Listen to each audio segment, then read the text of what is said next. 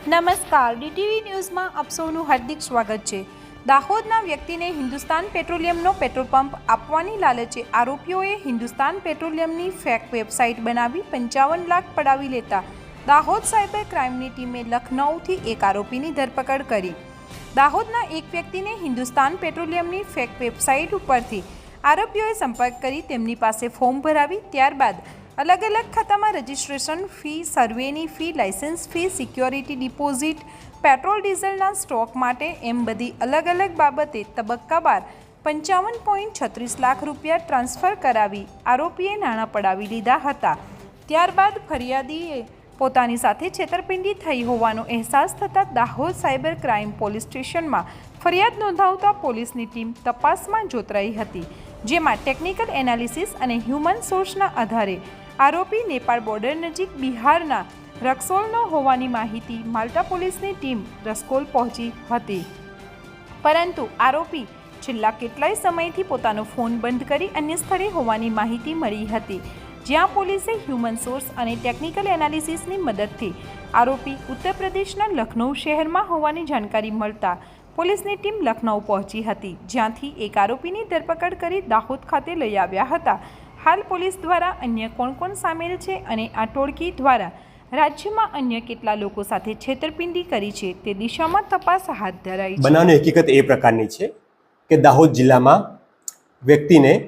પોતાને પેટ્રોલ પંપની લાયસન્સ મળે છે અને પેટ્રોલ પંપ તમે શરૂ કરી શકશો એ પ્રકારનો સંપર્ક કરવામાં આવેલો। એના આધારે એક હિન્દુસ્તાન પેટ્રોલિયમ લિમિટેડ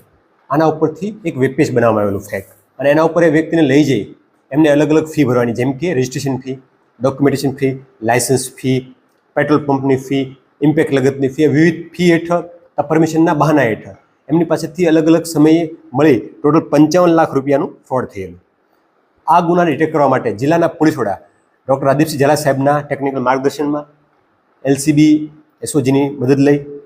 સાયબર ક્રાઇમના PI DD Padhiyar, probationary DYSP Jay Kansara વગેરે મહેનત કરી રહ્યા હતા। એ દરમિયાન માહિતી મળતા કે નેપાળ બોર્ડર નજીક બિહારના ચંપારણ પાસેનો એક વ્યક્તિ છે આમાં સંડોવાયેલો છે, જેના આધારે probationary DYSP Jay Kansara, PI DD Padhiyar એમની ટીમ બનાવી રવાના કરવામાં આવેલી, અને ટીમે હ્યુમન સોર્સ, ટેકનિકલ સોર્સ વગેરે મદદ લઈ આરોપીને ત્યાંથી મૂવ કરેલી હોય અને આરોપી યુપીના લખનૌ ખાતે મોજૂદ હોવાની માહિતી મળે, જેથી યુપીના લખનૌ ખાતેથી આરોપીને પકડી પાડવામાં સફળતા મેળવેલી છે। આ આરોપીના આધારે આગળ કોને નાણાં ટ્રાન્સફર કર્યા છે, કોણ મેઇન બેનિફિશરી છે, કેટલા નાણાં કઈ જગ્યાએ ટ્રાન્સફર થયા છે, રિકવર કરવાની પ્રોસેસ, અન્ય આરોપી પકડવાની પ્રોસેસ